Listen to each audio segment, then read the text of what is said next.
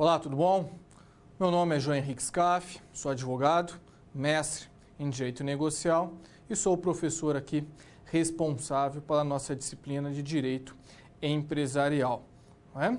Na aula de hoje nós vamos estudar os títulos de créditos. E antes disso, queria só agradecer também a professora Janaína, que em razão de um problema pessoal meu não consegui comparecer na nossa primeira aula, ela fez uma gentileza de me substituir e agora eu vou dar aí a segunda, a terceira e a nossa quarta aula, ok? Bom, gente, vamos aqui, eu vou chamar primeiro o slide para mostrar aqui o nosso Skype, né?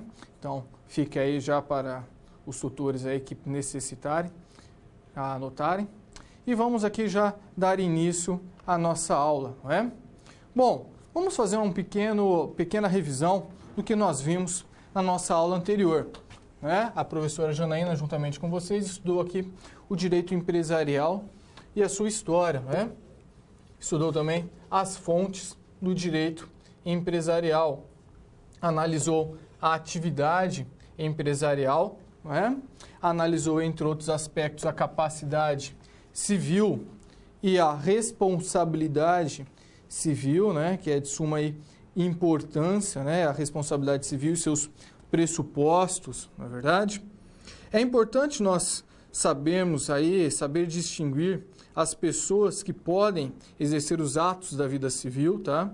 Que está ali compreendido no nosso ordenamento, né, como a capacidade civil, e a capacidade civil está prevista no artigo 3º e 4º, né, do Código Civil Brasileiro. Né? Os elementos da responsabilidade civil é de suma importância para vocês, porque é através deles que você vai conseguir mensurar uma possível indenização de um determinado ato cometido por vocês no exercício da sua vida profissional, né? E aí você vai analisar se aquele ato constitui um ato ilícito ou não, ok? Bom, eu já vou chamar aqui o nosso primeiro vídeo para abrir a nossa aula e aí eu retorno para dar prosseguimento aí aos trabalhos, ok?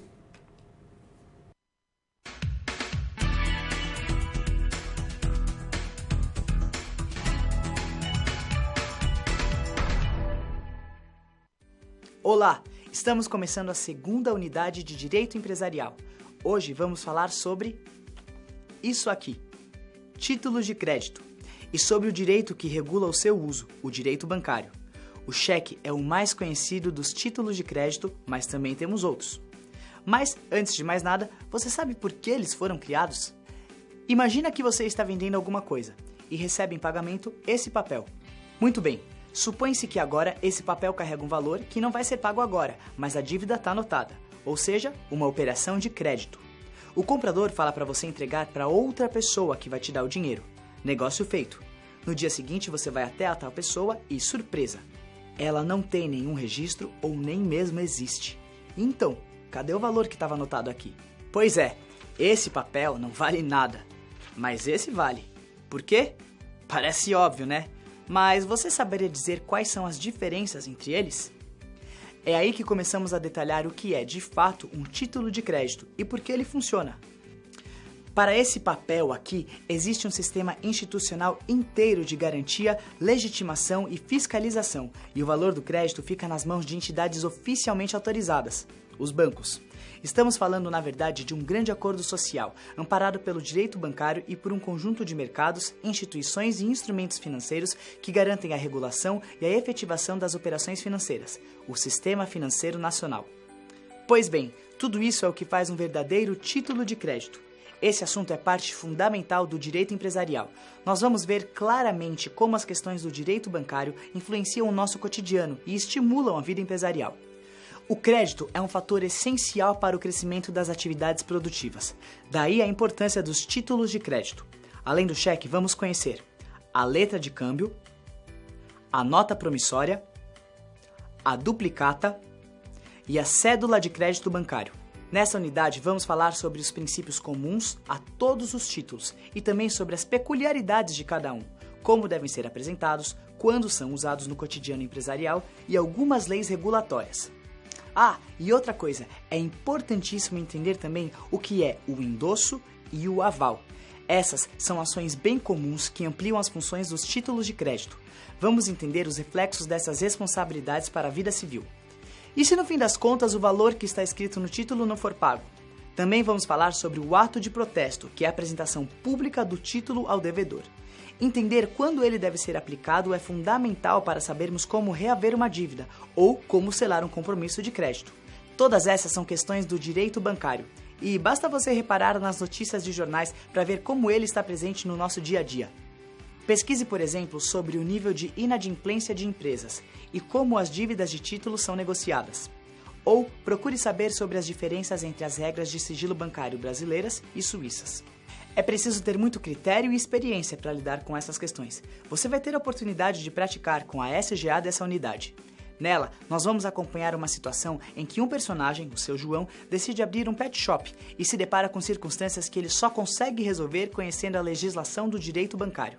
As SPs dessa unidade são situações que acontecem para valer. Seu João vai passar por dificuldades envolvendo a necessidade de um avalista, uma devolução de um cheque endossado, uma ação de protesto contra ele e uma suspeita de descumprimento de sigilo bancário por parte de seu banco. Eu vou ficando por aqui. Agora é com você. Acesse o livro didático, as videoaulas e também o material complementar que você encontra no seu ambiente virtual. E não esquece das pré-aulas de cada sessão e também das pós-aulas. É a sua oportunidade de desenvolver seu senso crítico e de tornar-se um excelente profissional. Bons estudos e até a próxima!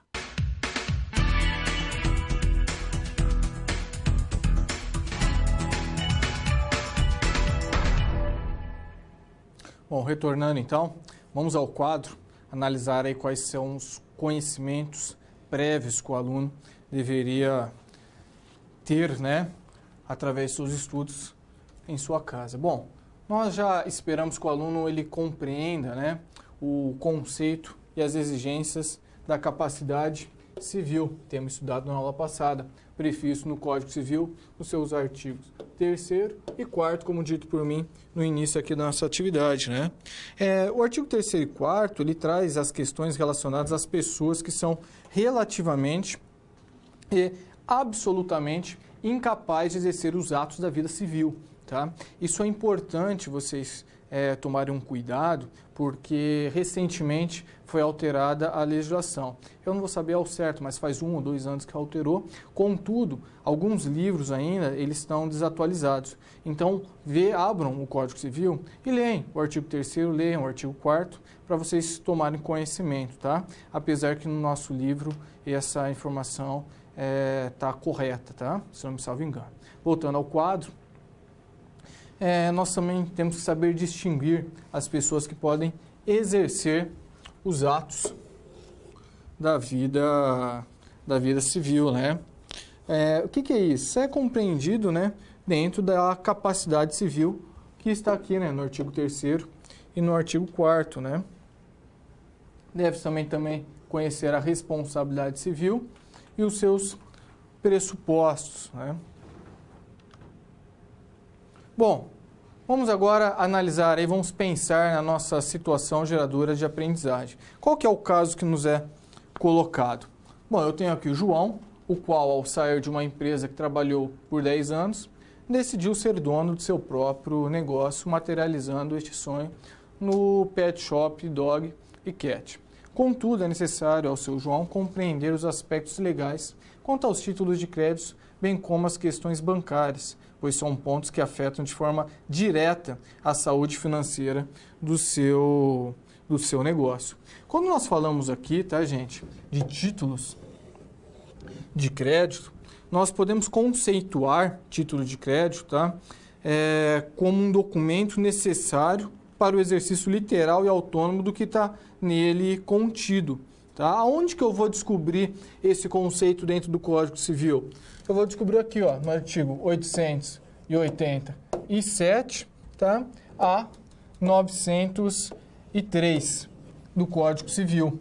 Tá? Então, aqui eu vou ler e ali vai ter as exigências, os conceitos do Código Civil. Tá? E quais são os requisitos que o título de crédito deve conter para ele ser legal, para ele ter validade. Primeiro, a data de emissão, né? Segundo, a indicação precisa do que ele confere. E em terceiro, a assinatura, ok? Então, por exemplo, caso eu emita um cheque, que é um título de crédito, e esse cheque não contenha a assinatura do emitente, obviamente que eu não poderei entrar com uma execução contra aquele que emitiu aquele cheque.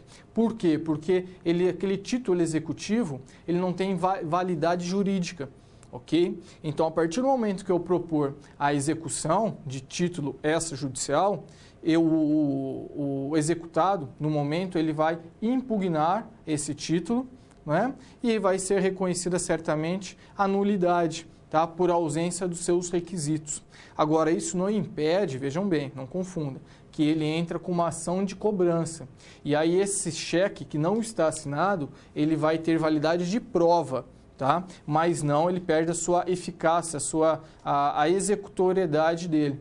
Tá? Ele não é mais um título executivo, mas obviamente que ele é um documento e é uma prova, e aí você entra com a ação de cobrança, que é uma ação ordinária, que vai ser realizada a instrução processual, vai dar a oportunidade para a outra parte se defender, e aí sim vai sair a sentença, para a partir daí aquela sentença ter uma validade,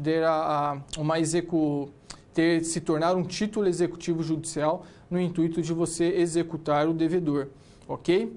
Ficou claro bem por aí? E qual seria a diferença? Vamos um pouquinho mais a fundo. Qual que seria a diferença entre eu entrar com uma execução e entrar com uma ação de cobrança? A diferença é que na execução eu não posso discutir o mérito, tá? O que seria um mérito? Olha, eu dei um cheque para o Zé, que é o pintor, tá? Mas eu sustei esse cheque. Por que você sustou? Porque ele não ele não realizou a pintura da minha casa, tá? Se ele é um título executivo, eu não posso alegar isso para não pagar esse cheque. Tá? Nós já vamos ver situações adiante do que isso pode ocasionar. Agora, na ação de cobrança, eu posso. Tá? Eu posso alegar e falar, olha, o serviço não foi prestado, ou alegar algum tipo de vício na prestação do serviço para descaracterizar ou para tirar a responsabilidade minha de ter que arcar com aquele valor que está previsto naquele cheque. Vocês entenderam? Na prática, isso traz uma grande diferença, tá? Por isso que quando você vai assinar um cheque, você tem que pensar bem, porque eu posso até discutir a prestação de um serviço contra aquele que prestou. Só se aquela pessoa que prestou o serviço ou que deveria ter prestado o serviço repassou esse cheque para um terceiro, tá? E esse terceiro recebeu aquele cheque de boa-fé, eu que emiti o cheque vou ter que pagar esse cheque para aquele terceiro. Tá? Por quê? Porque ele é um título executivo extrajudicial. E não só o cheque, tá? Essa linha de entendimento se aplica para todos os títulos executivos que são estudados na nossa ementa, no nosso livro. Ok? Muito bem, então. Vamos aqui passar para a nossa próxima situação problema, então. Olá! Você já pensou no dia a dia da carreira que você escolheu seguir? Bom, para ter uma ideia dos desafios da sua área, agora você vai procurar soluções para situações problema. Para prosseguir, primeiro é necessário ter estudado e finalizado a sua pré-aula, já que é nela que você encontra os conceitos e as teorias da disciplina. Feito isso, você vai conhecer a sua primeira SP e vai identificar onde a situação se passa, quais agentes estão envolvidos e quais são os recursos disponíveis. Com essas informações, você vai problematizar o contexto apresentado para então solucionar o desafio. Preparado para começar a SP1? Então boa sorte e até mais!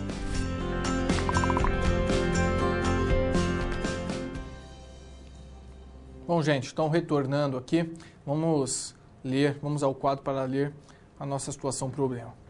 Na situação problema presente no nosso livro didático, né, vimos que a dona Grazi e seu João necessitam compreender a aplicação e os reflexos e as exigências quanto à fiança. Então, nós vamos estudar aqui o Instituto da Fiança, a fim de resolverem a questão levantada pela imobiliária, negócio justo. o que permitirá ao seu João continuar exercendo a sua atividade empresarial no mesmo endereço. Bom, gente, nesse meio aqui, nesse nosso livro, o que ele fala? Ele fala que o seu João, né, não tinha assinado, ele realizou um contrato de aluguel com o proprietário do imóvel onde que ia ficar o seu pet shop, e aí ele realiza o contrato de aluguel, mas ele não apresenta um fiador, né? E aí vai um mototáxi até ele e fala, está ausente a assinatura do fiador. A partir dali, então, o seu João tem que pegar esse contrato e assinar, né? Com base nisso, nós vamos estudar se realmente a assinatura desse fiador é necessária para a pactuação desse contrato de aluguel ou não, ok? Muito bem, vamos continuar, então, aqui a aula. Bom, primeiro vamos ver aqui o conceito, né, de fiança, né? A fiança, ele é um instituto de direito civil de natureza contratual, tá? E conceitua-se como uma garantia pessoal prestada por determinada pessoa, pelo qual esta garante o pagamento ao credor por obrigação não paga pelo devedor principal, tá? Então podemos dizer aqui que a fiança é uma garantia fidejussória, tá? Ou seja, ela é prestada por uma pessoa, por isso que é uma garantia pessoal, tá? Prestada por uma pessoa e em razão de uma obrigação assumida por um terceiro. Caso, obviamente, a obrigação principal, né, o devedor principal não cumpra com a sua obrigação, o fiador será acionado e ele deverá arcar com aquela obrigação do qual ele anuiu, do qual ele garantiu o cumprimento, ok? Muito bem, voltando ao quadro, então, vamos ver a questão do aval, né? Quanto ao aval, né, ele consiste em uma garantia dada por um terceiro a um título de crédito. Vejam que em primeiro aqui eu tenho a natureza contratual, né? Aqui eu tenho um título de crédito. Então é uma garantia dada por um terceiro a um título de crédito, previsto nos artigos 897, 898 do Código Civil. E ao se tornar avalista, a pessoa traz para si a obrigação pelo que avaliou, né? Devendo assim satisfazê-la junto ao devedor, é o que chamamos de solidariedade. É importante vocês não confundirem, tá? Fiança e aval, tá? Apesar de ambas serem uma garantia fidejussória, o aval ele é específico para títulos de crédito, como nota promissória, cheque, letra de câmbio. E aqui eu fiz uma tabelinha para distinguir uma da outra, tá? O aval ele garante, então, títulos de crédito e a fiança garante contratos, tá? Um aval basta a assinatura do avalista. Na fiança precisa de uma cláusula específica do contrato prevendo a fiança. O aval, a responsabilidade é solidária. Já na fiança, a responsabilidade é subsidiária, tá? Salvo se houver previsão expressa em sentido contrário, né? No sentido da solidariedade.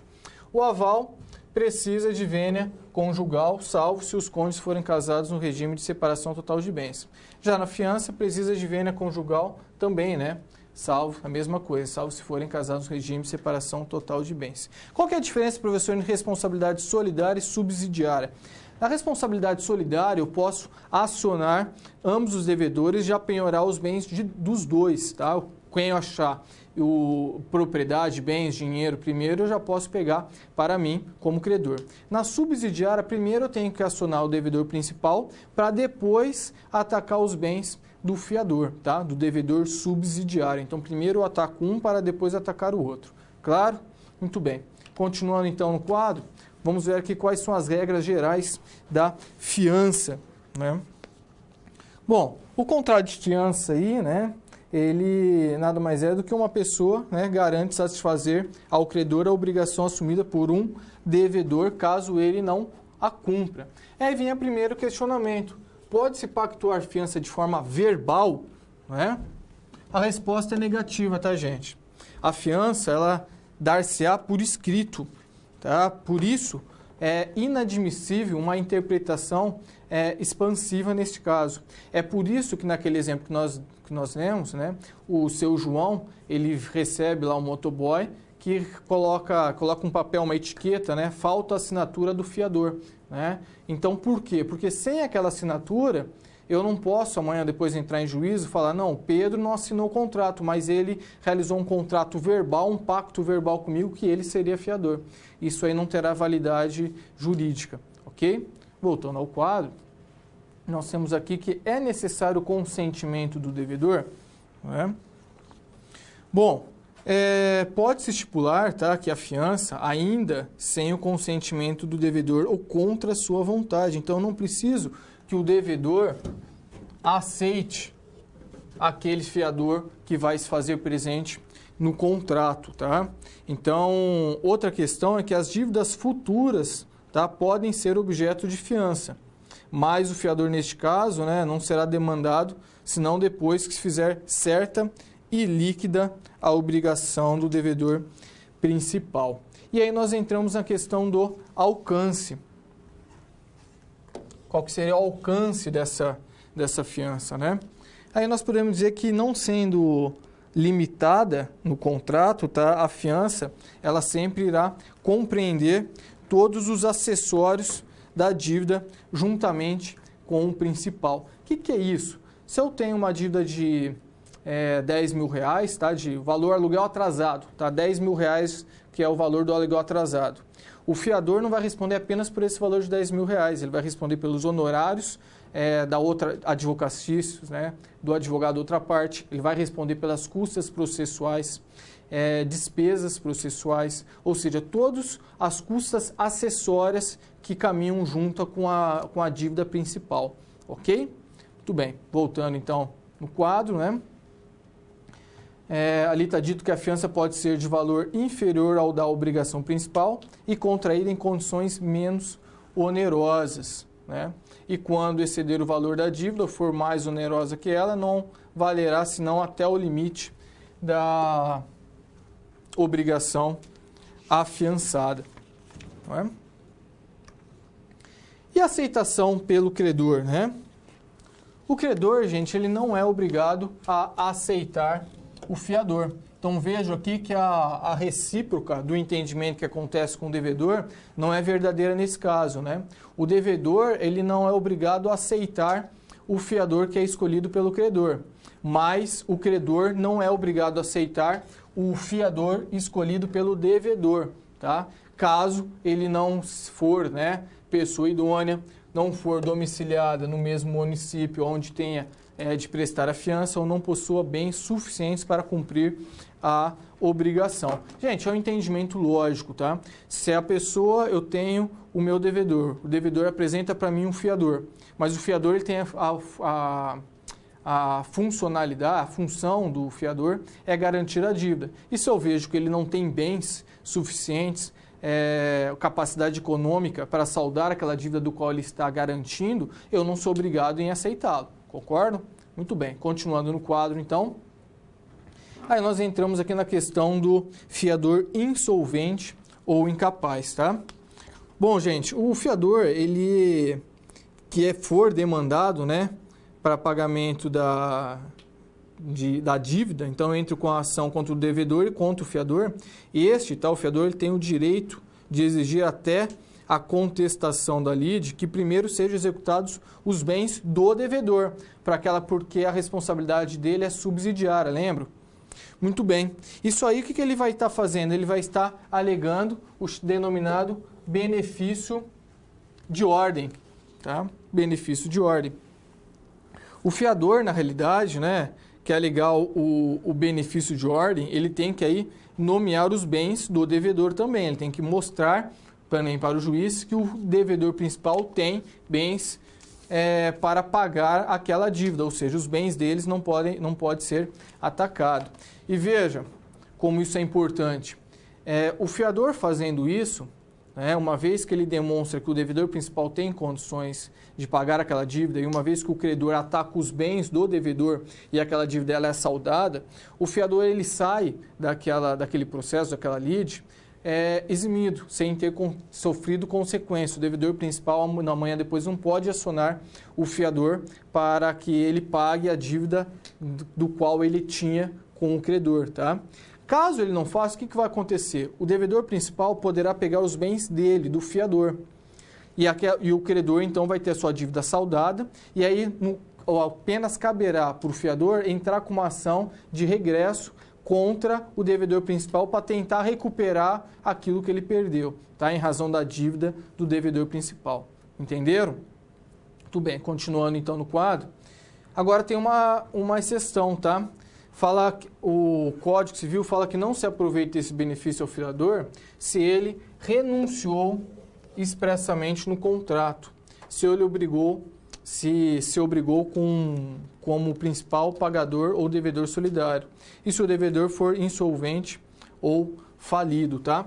Essa primeira hipótese aqui, ela é muito utilizada no contrato de aluguel, tá? Então, praticamente todos os contratos de aluguéis trazem essa renúncia expressa desse benefício de ordem, a fim de possibilitar que o proprietário ajuize a demanda contra ambos, tá? Então, quando ele vai entrar com a ação, com a execução, ele já executa os dois e aí ele tira essa possibilidade de defesa do fiador, ok? Muitas vezes o credor nesses contratos já sabe quais são os bens que tanto o devedor quanto o fiador possui, porque normalmente eles exigem essa apresentação, muitas vezes a declaração de imposto de renda ou certidões, né, para comprovar exatamente aquilo que nós vimos, a capacidade financeira do fiador, e aí ele já executa diretamente esses bens com o intuito de saldar o seu crédito, correto? Muito bem, continuando no quadro então.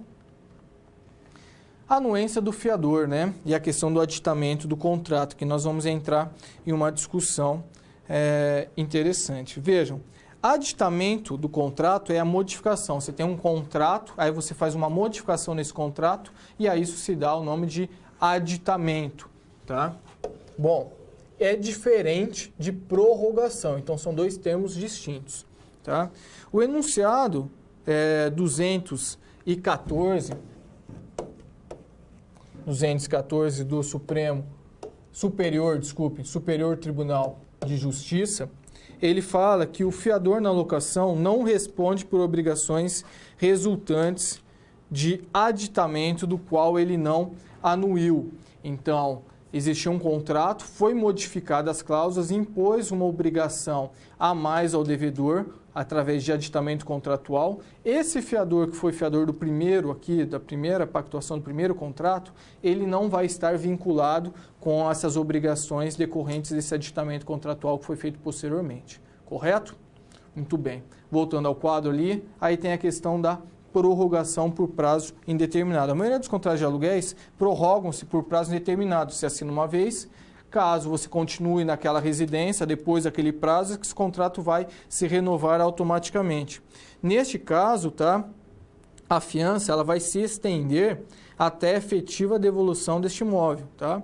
Ou ainda, né, através de, ainda que esse contrato seja prorrogado por prazo indeterminado, tá?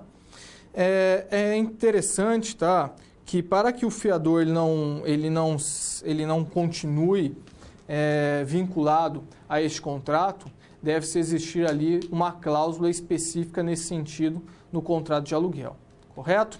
Muito bem. Continuando ali, vamos entrar agora na questão da notificação resilitória, né? O que seria isso? A fiança, né? Quando a fiança ela é pactuada sem prazo determinado, tá? Isso gera a possibilidade de exoneração unilateral do fiador, né? Então, vejam, eu realizei uma fiança, tá? Eu sou garantia, só que eu não tenho prazo, eu não estou determinando que eu vou ser fiador pelo prazo de 6 meses. Né? Quando isso não ocorre, eu posso a qualquer tempo notificar o credor e se eximir dessa minha responsabilidade. Correto? Vamos voltar ao quadro.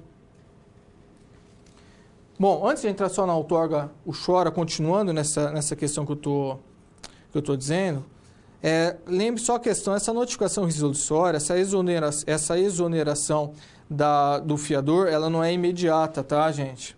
Ele fica obrigado e por todos os efeitos da fiança durante 120 dias após o momento em que ele notificou o credor, tá? E o locador, ele vai ser, após haver essa notificação, o locador ele vai ter que apresentar um novo fiador para o locatário, tá? No prazo de 30 dias, sob pena do contrato de aluguel ser extinto pelo locatário, ok? Desculpe, pelo locador, tá? Bom, voltando ali no quadro, aí nós temos a questão da outorga uxória, né? O que seria isso? É que para impedir a dilapidação do patrimônio de um casal por um dos cônjuges, a fiança prestada sem anuência do cônjuge, tá? Ela é nula, tá? Ela é ineficaz, ela não tem validade jurídica, tá? Então, vocês têm que ter em mente o seguinte: quando eu sou casado e eu vou assinar um contrato na garantia de fiador, eu preciso lá no próprio contrato, no corpo do contrato, ter a anuência da minha esposa. Caso não tenha essa anuência, depois quando for querer executar e pegar os bens desse fiador, eu não vou conseguir, tá? Por ausência da outorga. Correto? Voltando ao quadro, e nós temos a questão do bem de família, né? A partir do momento que eu me tornei um fiador, tá? Eu não posso alegar bem de família. Mesmo que eu tenha apenas um único imóvel, o credor ele poderá penhorar esse meu imóvel, eu não poderei alegar bem de família. É uma exceção, tá? A fiança, o bem de família não se aplica à fiança. Correto? Muito bem, vamos resolver a nossa situação problema da noite, então? Bom, primeira coisa, o seu João vai ter que procurar uma pessoa capaz para ser fiador, né? Essa pessoa também terá que ter capacidade financeira, né? O credor terá que consentir, não é verdade? O fiador terá que anuir, se ele for casado, a esposa dele também terá que anuir, e ele ficará vinculado até a extinção do contrato em regra. Ok? Deste modo, então, ele vai conseguir permanecer naquele imóvel e concretizar o contrato de aluguel dele. Vamos para a nossa próxima situação?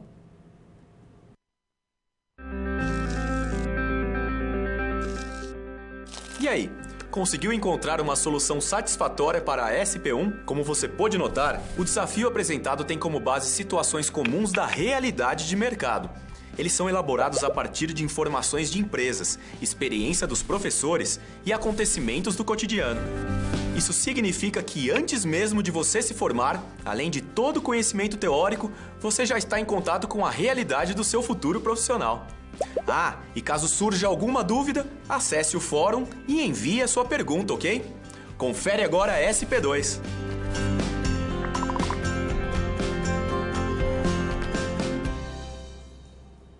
Bom, retornando então, vamos ao quadro ali analisar a situação que é posta. Quanto à situação problema, sabemos que seu João tem em mãos um título que foi protestado. E apesar de estar em nome de um terceiro, sua ex-funcionária, seu João foi avalista do título. Então, o título ele é de uma ex-funcionária, mas o seu João ele avalizou aquele título de crédito. De acordo com o artigo 897 e 898 do novo Código Civil, né, devendo assim solidariamente responder pela dívida. Bom, a partir do momento que ele avaliza essa dívida, tá, gente? Ele se torna devedor solidário, ou seja, a partir do momento que ele foi avalista, ele responde juntamente com sua ex-funcionária, né? Agora vamos pensar um pouquinho mais. Imagina que um contratempo aí tomou conta aí do cotidiano empresarial do seu João e um título protestado no valor de R$500, né? E no R$500 desse título aqui que a sua funcionária tinha emitido, como que o seu João ele vai poder apresentar a sua defesa? Será que ele tem algum meio de ele se eximir dessa responsabilidade ou não? A partir do momento que ele foi avalista desse título de R$500, ele tem que responder por essa dívida. É isso que nós vamos ver agora, ok? Vamos ao quadro ali. Bom, o que seria protesto inicialmente, né? O protesto ele é o ato formal, ou seja, oficial, solene, por meio do qual se faz certa e se prova a falta ou recusa total ou parcial do aceite ou do pagamento de um título cambial. Né? Bom, o protesto será levado a efeito em 3 casos. Primeiro, quando estiver presente a falta ou a recusa do aceite. Segundo, a falta ou recusa do pagamento. Ou terceiro, a falta da devolução do título. E aqui o protesto ele gera 2 efeitos, tá? Primeiro, um efeito judicial e segundo, um efeito extrajudicial. Qual que seria o efeito judicial? O credor ele terá em suas mãos, né, uma prova formal revestida ali de fé pública, porque o protesto é feito por cartório, né, em que o devedor ele está inadimplente ou descumpriu qualquer tipo de obrigação que ele tenha se comprometido, né? E com base nisso, o juiz aí poderá definir medidas cabíveis, arresto, busca e apreensão, enfim. E ele terá ali mais chances também de comprovar a existência da dívida perante uma ação de cobrança, por exemplo. Okay? Agora, quais são os efeitos extrajudiciais? O efeito extrajudiciais ele interessa ao mercado como um todo, porque ele torna público que aquela pessoa ela não cumpre com suas obrigações. Então, por exemplo, um banco que ele vai conceder um empréstimo, ele tem interesse em analisar o histórico daquela pessoa com que está pactuando, fazendo aquele negócio jurídico, aquele contrato de empréstimo com ele. Não é? O comércio vai fazer uma venda em prestação, o comércio tem interesse em saber se aquela pessoa é uma boa pagadora. Então, o protesto ele gera esses efeitos extras judiciais que são de interesse da sociedade como um todo. E aquele credor, aquela pessoa que vai realizar a venda, ela pode optar diante da existência de protesto contra aquele suposto comprador, aquela suposta parte que ele vai fazer negócio, ele pode se recusar em realizar aquela venda, em realizar aquele negócio jurídico. Entenderam? Muito bem. Continuando então aqui no quadro. Aí nós entramos ali na questão do pagamento, né? O pagamento do título ocorre quando o devedor, sendo intimado, né, comparece em cartório ainda dentro do prazo em curso, né, que são um prazo de 3 dias, para liquidá-lo. Neste caso do pagamento, que eu estou dizendo é o seguinte: foi levado o título a protesto, tá? A pessoa ela vai ser intimada e aí ela pode realizar o pagamento do título que está protestado. E esse pagamento terá que ocorrer no prazo de 3 dias. Esse prazo é previsto aqui no artigo 12 da Lei 9.492. O protesto será registrado dentro de 3 dias úteis, tá? Cuidado. 3 dias úteis contados da data da protocolização do título ou do documento de dívida. Isso visa o quê? Isso visa o princípio da celeridade e da formalidade reduzida que ensejam aí esse prazo célere. Tá? Uma vez ele pagando esse título dentro do prazo de 3 dias, não é realizado o protesto. Tá? Caso ele não pague, aí o protesto é realizado no cartório. Correto? Muito bem. Continuando então, vamos aqui para um esqueminha para vocês entenderem como que funciona o ciclo do protesto. Tá? Bom, o protesto, gente, ele está sujeito ao princípio aí da instância que nós falamos, o que significa aí dizer que não há protesto sem pedido. Eu tenho que requerer o protesto de um título perante um cartório. Então, esse requerimento ele deve ser, primeiramente, escrito, tá? E ele vai ser apresentado aí perante o cartorário, que vai fazer uma análise, um exame desse título. E qual que seria esse exame? Esse exame de admissibilidade, ele vai verificar se aquele protesto ali, ele preenche alguns requisitos, tá? Quais são esses requisitos? Se o apresentante forneceu, por exemplo, o endereço da pessoa intimada, se no momento do pedido, se ele apresentou o RG, o CPF, se o título ou documento apresentado, né, contém os requisitos exigidos pela legislação. Né?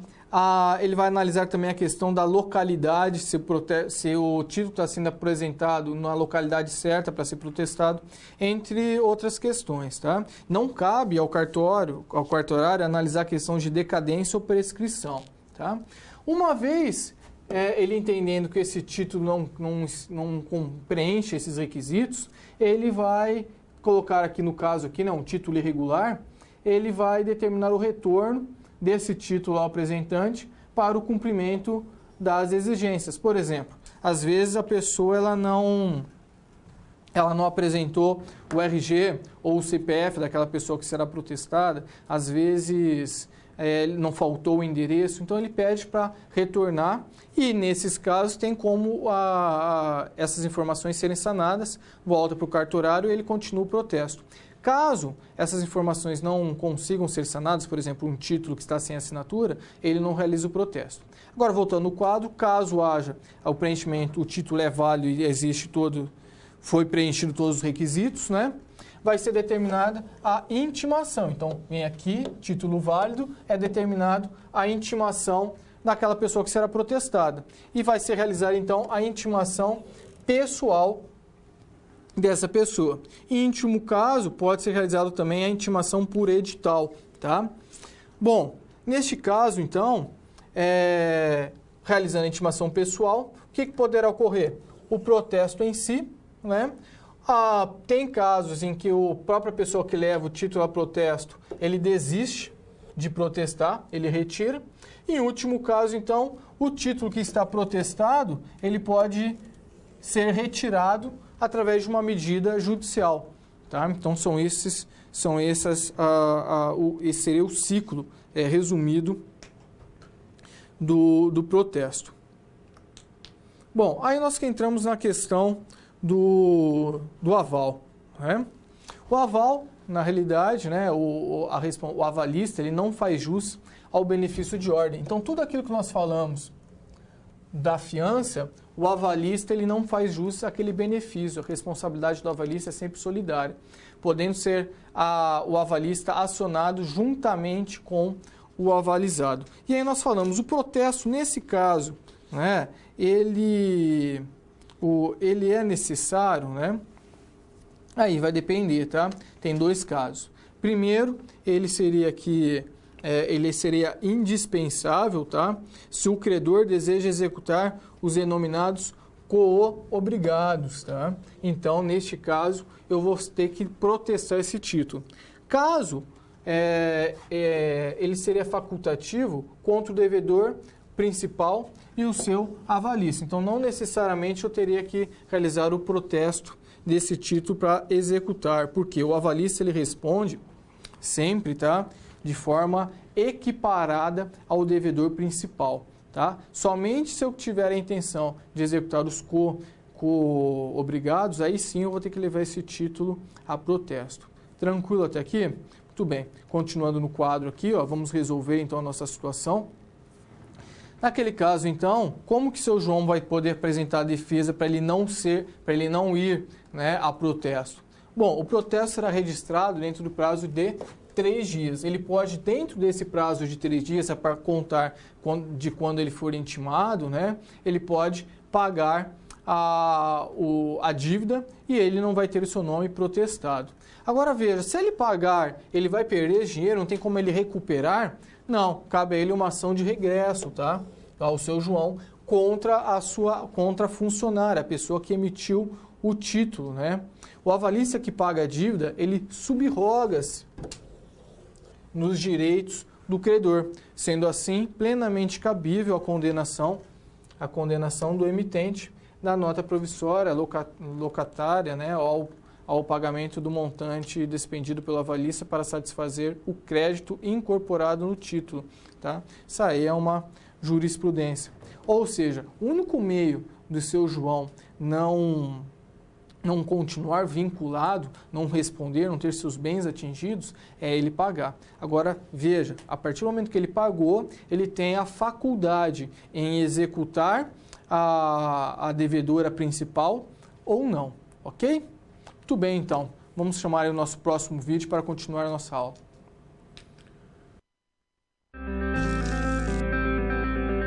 Bom, 2 SPs já foram finalizadas. Como você acha que está se saindo? Lembre-se de que para se dar bem é importante seguir as etapas, já que elas facilitam os seus estudos. Vamos revê-las? Primeiro é necessário estudar a pré-aula para conhecer a teoria e os conceitos da disciplina. Em seguida, leia a SP com atenção para conhecer e interpretar a situação exposta. Feito isso, você deve levantar hipóteses sobre a situação-problema, considerando os recursos disponíveis. E por fim, você deve aplicar os conceitos estudados com foco em resolver a problematização. Combinado? Então fique agora com a SP3. Até mais!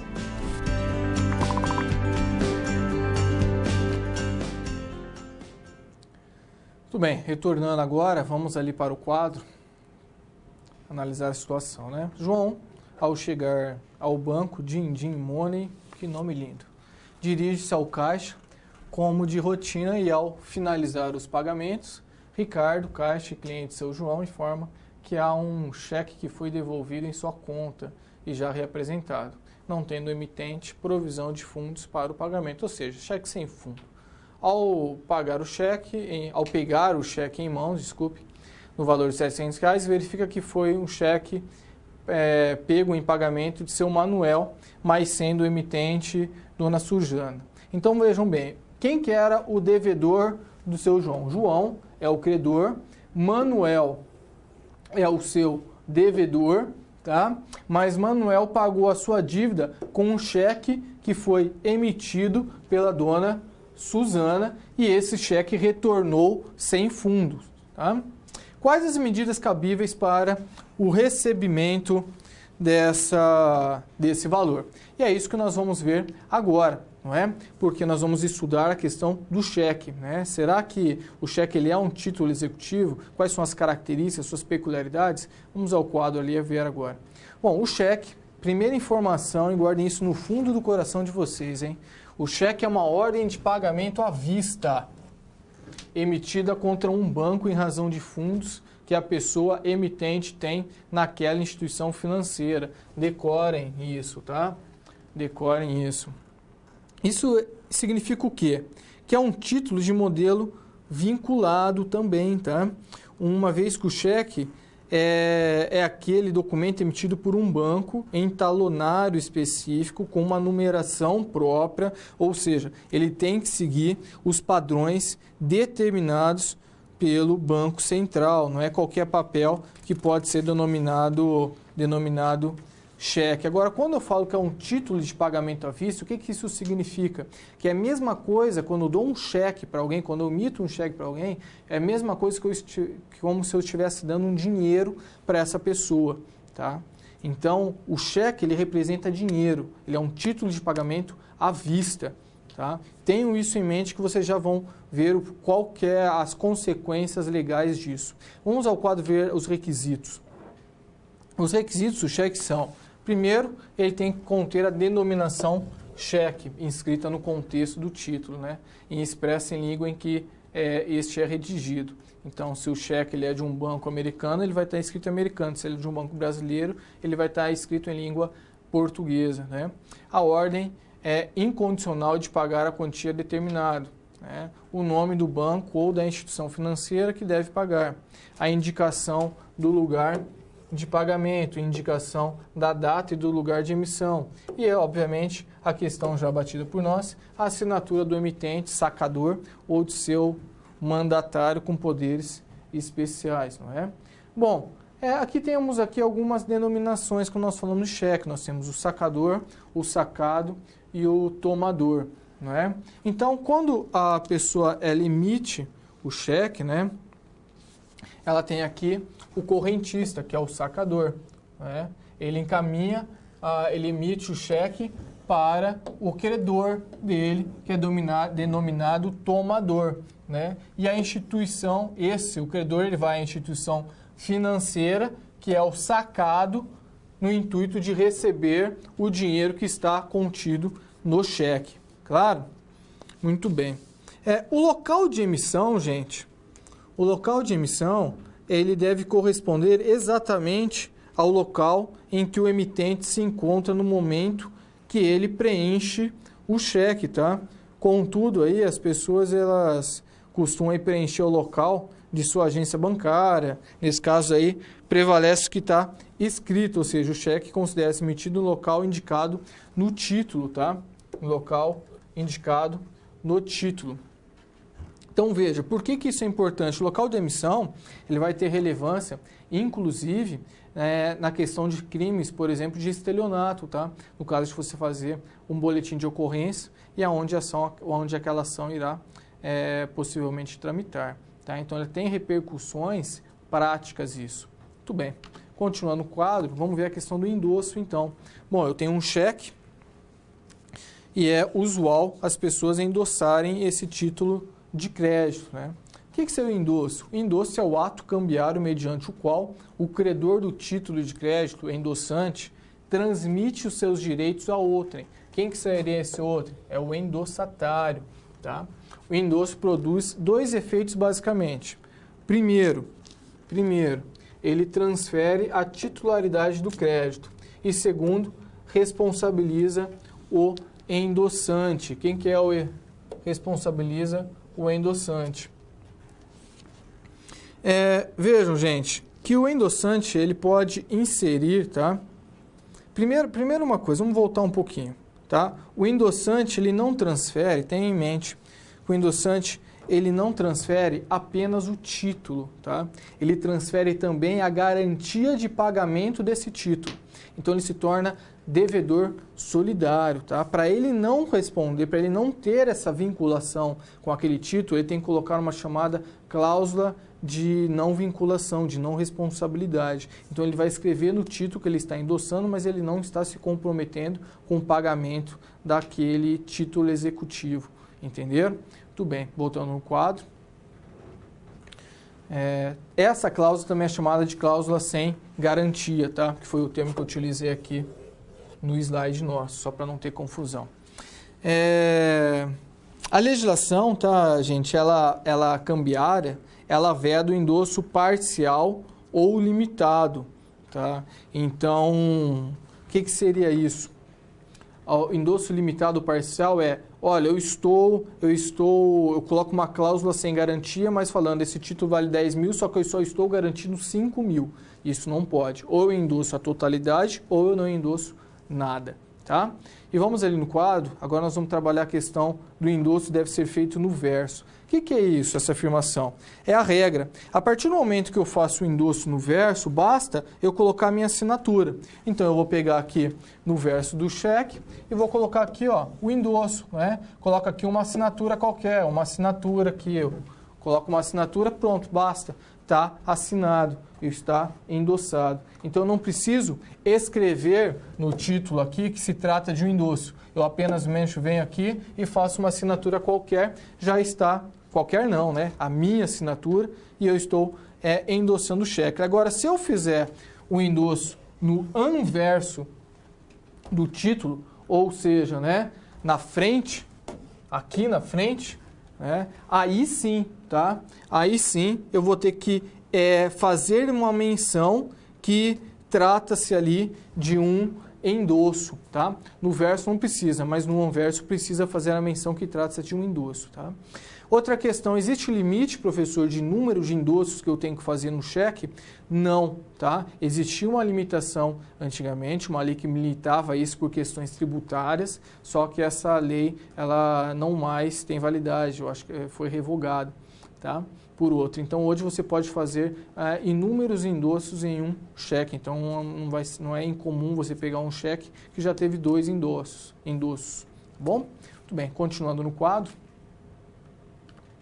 Aí nós entramos na questão do cheque pré-datado, ou também denominado pós-datado, né? Isso ocorre quando temos a emissão de um cheque a ser pago em uma data futura, né?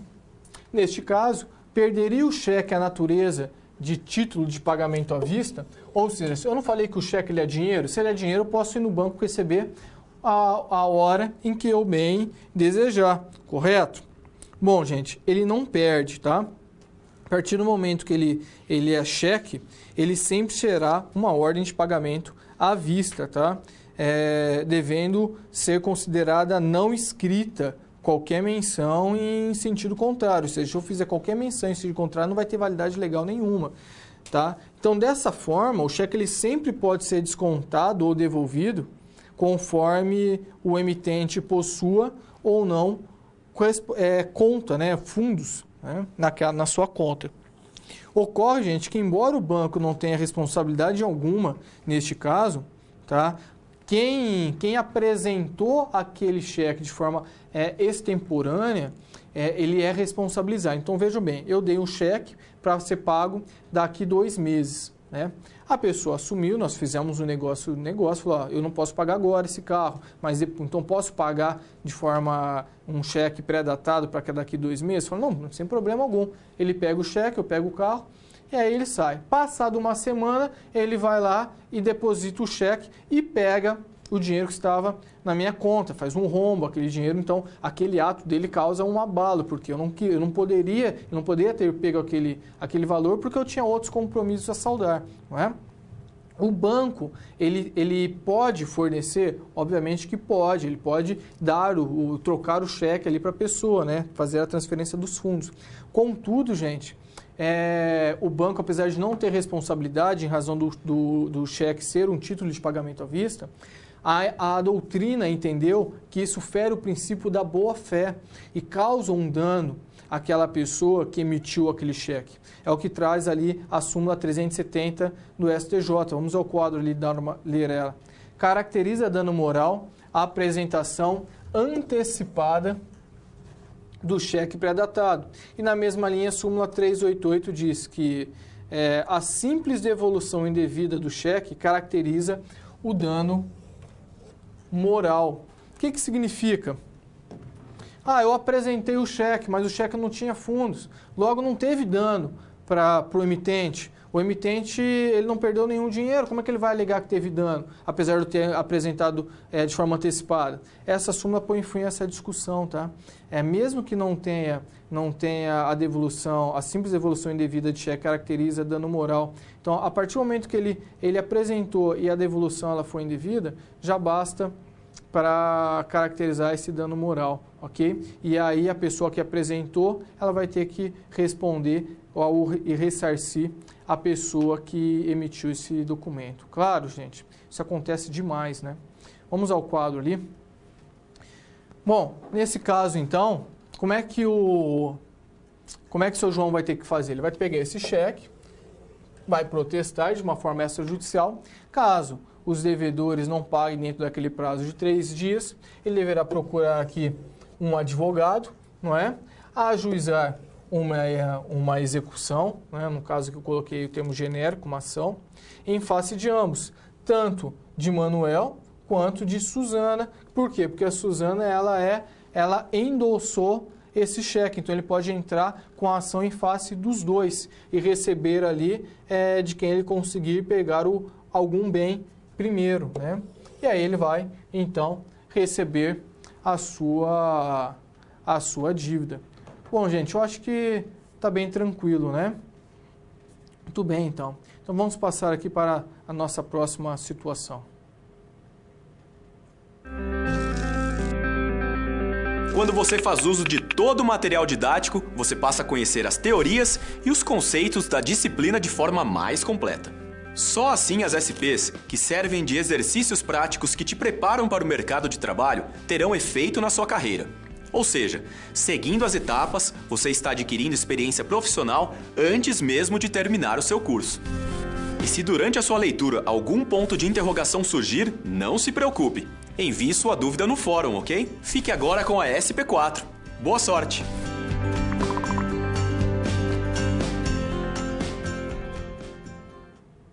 Bom, retomando então a nossa aula aqui, vamos ao quadro ali analisar a situação. Genaro, em um bate-papo no café com o seu João, disse: seu João, mal começou a lojinha e já está ganhando muito dinheiro.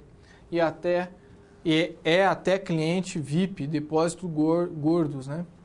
Essa indicação deixou seu João bastante preocupado, visto que acreditava que a filha de seu Genaro trabalhava no banco e poderia ter comentado algo sobre as questões bancárias da empresa dele. Então, nós temos aqui, vamos imaginar a seguinte situação: nós temos uma gerente bancária, que começa a dizer para as outras pessoas com quem ela convive da situação financeira de determinado cliente.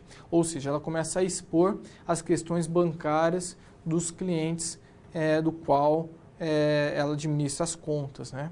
Isso é permitido? Não. Existe uma garantia legal do sigilo bancário? Obviamente que sim. E é isso que nós vamos estudar agora, tá? O sigilo bancário ele é protegido pela Constituição Federal? É a primeira pergunta que se faz, não é? A resposta é positiva. Tá? A Constituição ela não utiliza a expressão sigilo bancário de forma expressa, mas ela deixa protegido o sigilo bancário de forma implícita. Tá? E onde que está implícito? Está aqui no artigo 10º e no inciso 10º, inciso 12 do artigo 5º. Tá? São invioláveis a intimidade, a vida privada, a honra, a imagem das pessoas, assegurando o direito à indenização pelo dano material, tá? Ou pelo dano moral decorrente de sua violação. É inviolável o sigilo de correspondência das comunicações telegráficas, de dados das comunicações telefônicas, salvo, no último caso, por ordem judicial, obviamente, né? Então aqui nós temos uma exceção. Salvo por ordem judicial nas hipóteses na forma que a lei estabelecer para fins de investigação criminal e instrução processual. Então, aqui fica vinculado à esfera penal. Tá? Nós temos uma lei, aqui uma lei complementar, a lei complementar, estudem depois, deem uma lida, é a lei complementar 105 de 2001, tá? 105 de 2001.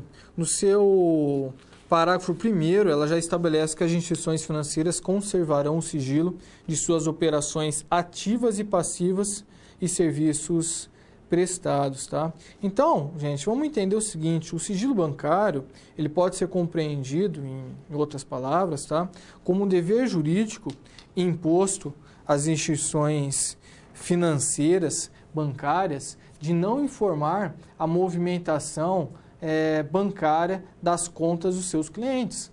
Tá? A partir do momento que houve esse vazamento, você tem aí, houve uma violação ao artigo 5º, inciso 10º e 12 da Constituição Federal, bem como a violação da Lei Complementar 105 de 2001 em seu parágrafo 1º. Isso vai gerar o quê? O direito da pessoa que teve suas informações expostas de ser ressarcida na esfera civil, tanto nos danos materiais quanto nos danos morais por ela sofrido.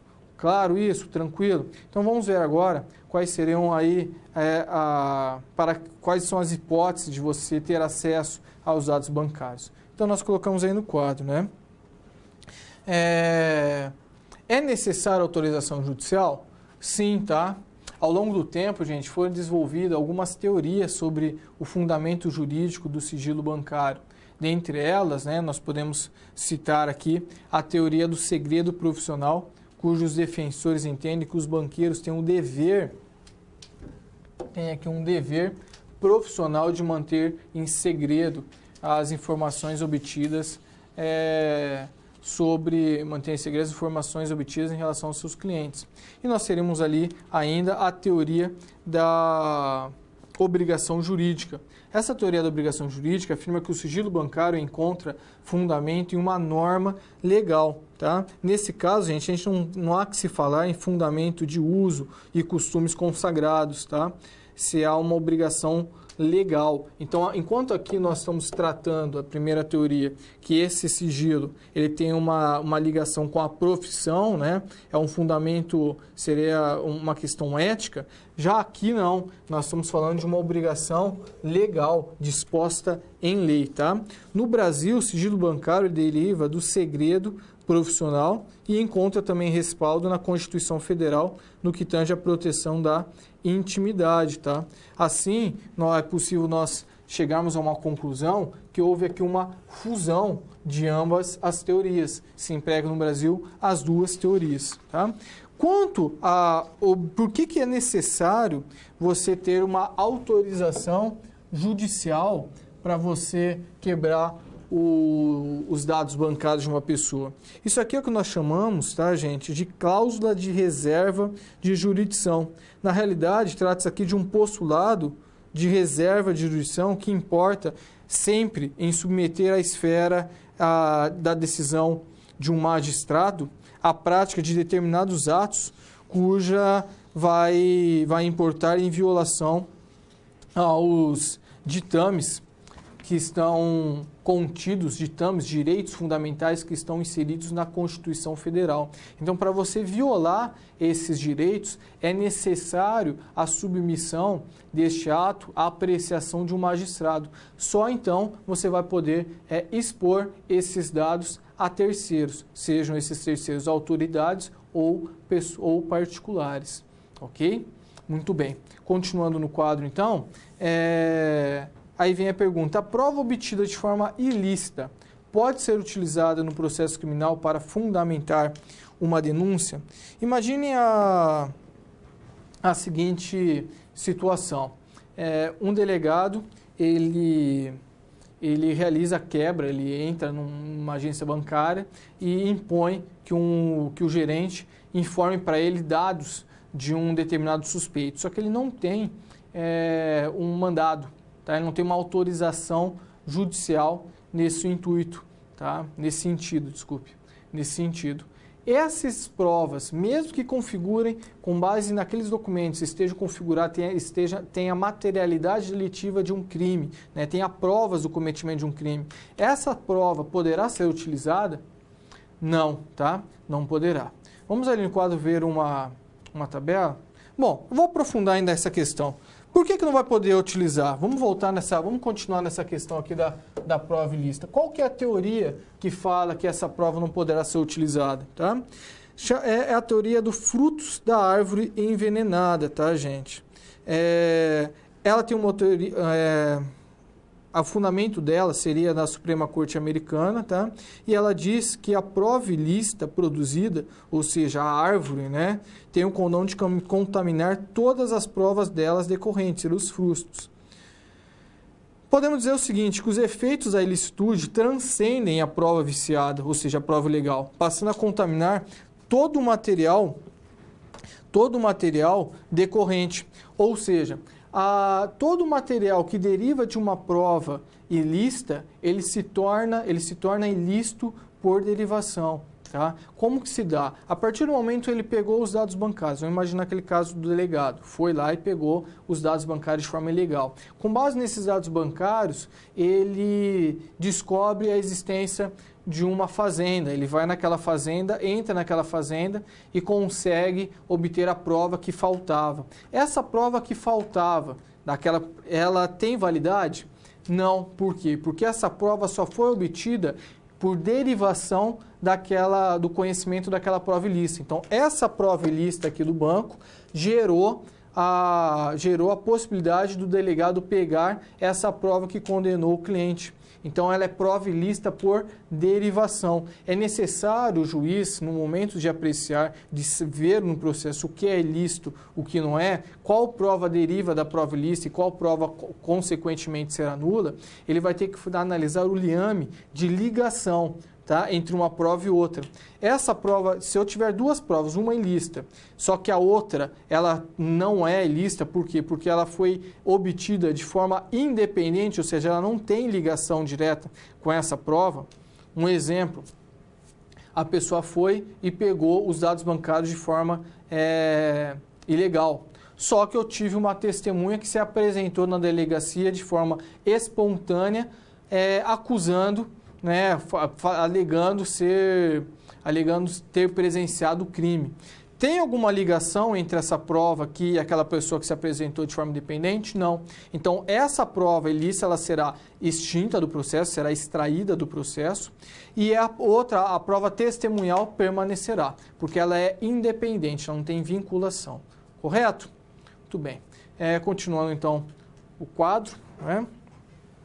E aqui, então, nós temos aqui quem são aquelas pessoas que necessitam de autorização ou não. Bom, nós estudamos até esse presente momento que sempre é necessário a autorização judicial. Contudo, senhores, o STF, tá? Supremo Tribunal Federal, tá? Eu vou até passar aqui no recurso extraordinário, tá? Número 601, tá? De 314, que houve a repercussão geral, que foi determinada a repercussão geral. Ele diz que tem algumas autoridades que não necessitam dessa autorização judicial. É uma exceção, tá? É uma exceção. Quais serão elas? Aqui, ó, o fisco, tá? Estadual, distrital do Distrito Federal e o fisco dos municípios, tá? Eles não precisam de autorização, tá? A Receita Federal também não precisa. E a Comissão Parlamentar de Inquérito também não precisa de autorização judicial. Bom, qual que é o fundamento disso? Eles falam que o direito de sigilo bancário, ele não como todo direito, não é absoluto, né? Então, por razões de relevante interesse público ou exigências derivadas aí do princípio da conveniência das liberdades, isso legitimam, ainda que excepcionalmente, a adoção por parte desses órgãos, a Receita Federal, o Fisco e a CPI, tá? A liberdade dele conseguir ter acesso a esses dados bancários sem autorização judicial, tá?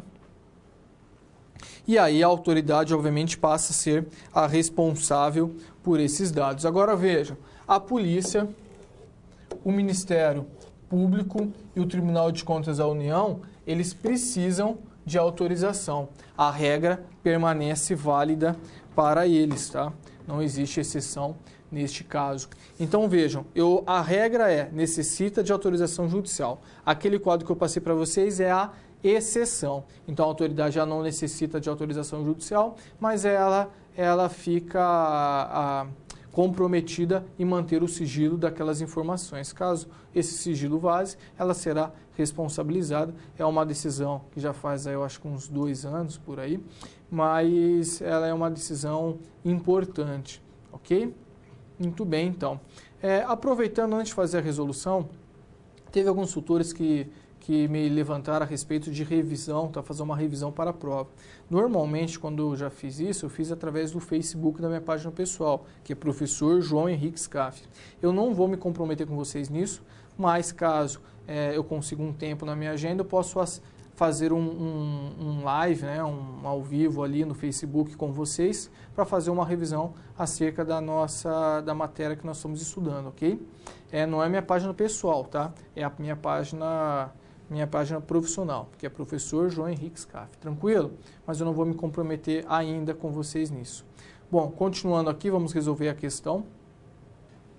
Bom, a filha do seu Genaro, então, ela deverá responder aí, primeiro na esfera administrativa, né? Na esfera junto ao banco. Provavelmente esse ato dela possa gerar uma justa causa, ela ser demitida por justa causa.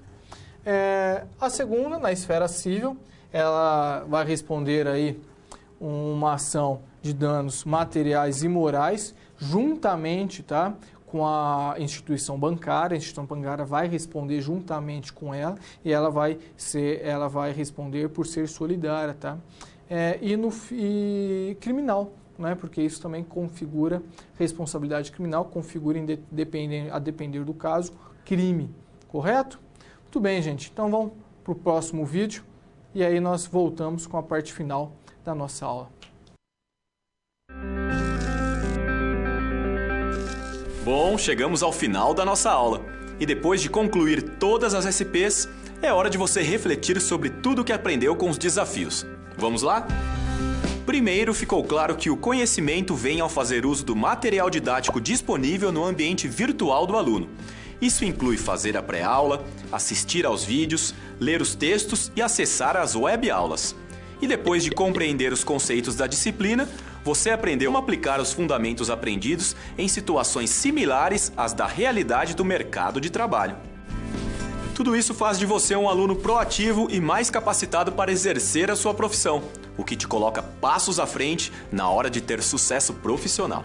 Mas não acabou. você ainda tem a sua pós-aula para acessar. Não vai esquecer, hein? Cada parte do processo é essencial para a sua aprendizagem. Respeite todas as etapas, ok? Bons estudos! Tchau!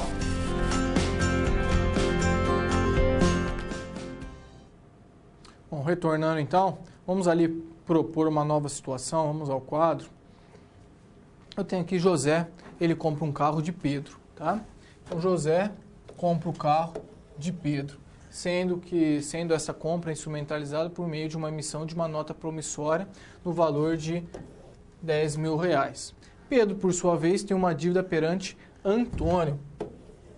Então, José comprou de Pedro e Pedro tem uma dívida com Antônio, no valor aproximado de R$10.000 também, e resolve dar como pagamento a nota promissória, endossando-a com a finalidade de transferir a sua titularidade. Então, José, tem uma dívida com Pedro. José fez uma compra, de um carro com Pedro. Pedro tem uma dívida com Antônio, ele pega essa nota promissória e endossa para Pedro, endossa a nota promissória para o Antônio. Diante do caso, o Antônio poderá cobrar José e de Pedro o valor constante da nota promissória. José poderá alegar eventual irregularidade na venda que Pedro realizou, visando não pagar a nota ofertada. Então, qual que seria essa irregularidade? Ele vendeu um carro que não estava funcionando, que estava com problema, estava quebrado. Ele poderá alegar isso, José, para não pagar a nota promissória que está sendo executada por Antônio. É isso que nós vamos ver agora. Vamos ao quadro ali, de forma rápida, passar isso aqui. Diante da definição, podemos conceituar e compreender os princípios que constituem os títulos de crédito. Quais são? Nós temos ali a cartularidade ou incorporação, literalidade, autonomia e abstração. Para nós, qual que é o interessante aqui? Qual que interessa?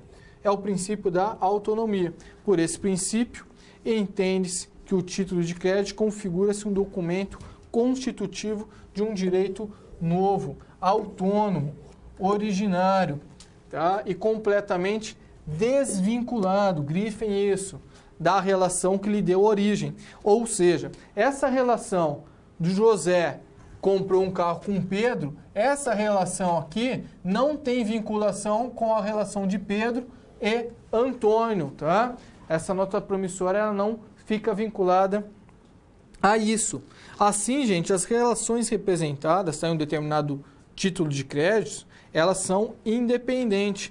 E o vício que atinge a primeira não contamina as outras, tá? Isso preserva o quê? Isso preserva a característica da negociabilidade e circulabilidade dos títulos executivos. Sem isso, não existiria segurança jurídica para você realizar a pactuação ou aceitar os títulos de crédito, ok? Ou seja, esse vício não vai interferir para obstar o pagamento, a obrigação de João ter que pagar aquela dívida, correto? Continuando aí no quadro, outro princípio é da inoponibilidade das exceções pessoais. As pessoas acionadas em virtude de uma letra não podem opor ao portador exceções fundadas sobre as relações pessoais delas com o sacador ou com os portadores anteriores, que é o caso, a menos que o portador, ao adquirir a letra, tenha procedido conscientemente em detrimento do devedor. O que é isso? Isso significa o quê, gente? Que a boa-fé, ela se presume, tá? Então, cabe ao devedor, no caso José, cabe ao José, então, voltando aqui, vamos tentar ser repetitivo, mas vamos fazer. José comprou o carro de Pedro e Pedro transmitiu essa nota promissória para Antônio. Se Antônio não soubesse que Pedro vendeu um carro quebrado para João, se ele não souber disso, José vai ter que pagar, tá? Da mesma forma. Agora, se o ônus da prova cabe a José. Se José conseguir comprovar que Pedro e Antônio, eles agiram de má fé, Pedro falou, olha, eu peguei esse título de crédito aqui, só que eu vendi o carro quebrado, não vou conseguir receber esse valor, tá? Então, vamos fazer o seguinte, eu vou passar para você esse título de crédito e você executa ele, porque daí ele não vai ter que pagar obrigatoriamente. E aí depois eu me resolvo com ele, mas aí a gente já pegou o dinheiro. Se José conseguir comprovar isso, aí ele não paga. Por isso que é importante vocês pensarem nessas questões quando vocês vão assinar o cheque, tá?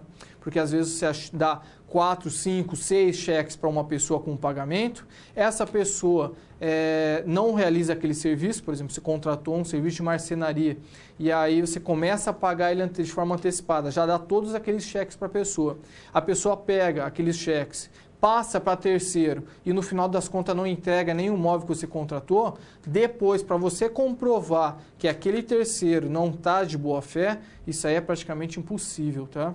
Então tomem cuidado, aí você vai ter que arcar com esse valor daqueles cheques que você deu, ou nota promissórias, enfim, dos títulos executivos que você ofertou, e aí depois vai ter que entrar com uma ação contra aquela pessoa que você deu, aquela pessoa que você contratou e repassou esses cheques para as outras. Ok? Muito bem. Então eu vou fazer uma pausa agora para a gente dialogar, vou selecionar algumas perguntas, volto, respondo e a gente encerra a aula, ok?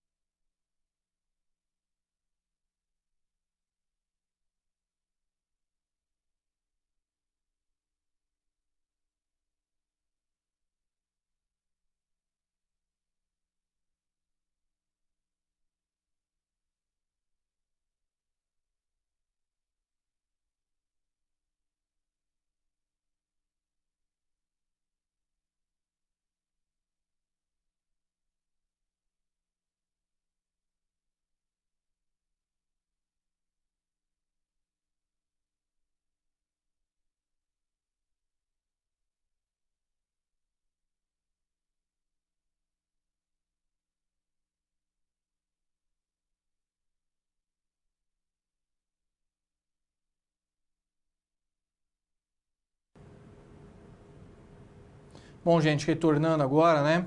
A primeira pergunta diz como fica a questão do caso de um falecimento de um avalista ou de um fiador. Bom, vamos trabalhar o fiador, tá bom? O fiador é o seguinte, caso o fiador morra, tá? A obrigação dele transmite aos herdeiros. Não significa isso, essa minha afirmação não significa que os herdeiros ficarão vinculados ao contrato, mas os herdeiros eles terão que pagar a dívida. Caso os herdeiros não paguem a dívida, os bens, tá? A herança, né, do fiador, o credor poderá pegar para saldar aquela dívida dele. Tá? Isso também não significa que a partir do momento que a pessoa morreu e o contrato ainda está em vigor, os herdeiros os herdeiros continuarão vinculados ao contrato até o final. Ele extingue-se, tá? Mas até aquele momento em que ele faleceu, por exemplo, vamos colocar que existia um contrato de aluguel do qual José era fiador e existia uma dívida de R$5.000. José morre. Tá? E o devedor principal continua devendo, então essa dívida passa depois a ser R$10.000. Qual que é o valor que tem que ser que vincula os herdeiros, né? Os bens na realidade o termo correto vincula os bens do falecido, é R$5.000, tá? Então até o momento que ele morreu era uma dívida de 5.000, fica vinculada essa dívida de R$5.000. Caso os herdeiros não paguem essa dívida, os bens deixados pelo fiador falecido e poderão ser penhorados pelo credor para pagamento daquela dívida. Agora veja, se o locatário, tá, ele morre, se é o locatário que morre, ou seja, o devedor principal que falece, aí a dívida do fiador também extingue, tá? Porque ele é o devedor principal, tá? Então a dívida do fiador também é extinta automaticamente. O desacordo comercial utilizado no banco para o não pagamento de um título produz qualquer efeito em relação a terceiros? Não estou entendendo muito bem essa pergunta. Assim, vamos colocar que pagamento de um título, né, um desacordo. Eu acho que essa questão eu acabei respondendo nesse nosso último exemplo, né? Então, eu tenho A que fez um contrato de compra e venda com B e B deu um título executivo, né? E em razão ali teve um desacordo ali, mas o B ele transmitiu esse título executivo para C, tá? Esse desacordo não atinge C, tá? O C vai poder cobrar esse título de A, salvo se A provar que há má-fé entre B e C, ok? Então tá, gente. Eu acho que a nossa aula, o tempo já está se esgotando, né? Então, eu agradeço a todos, me coloco à disposição, fiquem com Deus aí e até o nosso próximo encontro.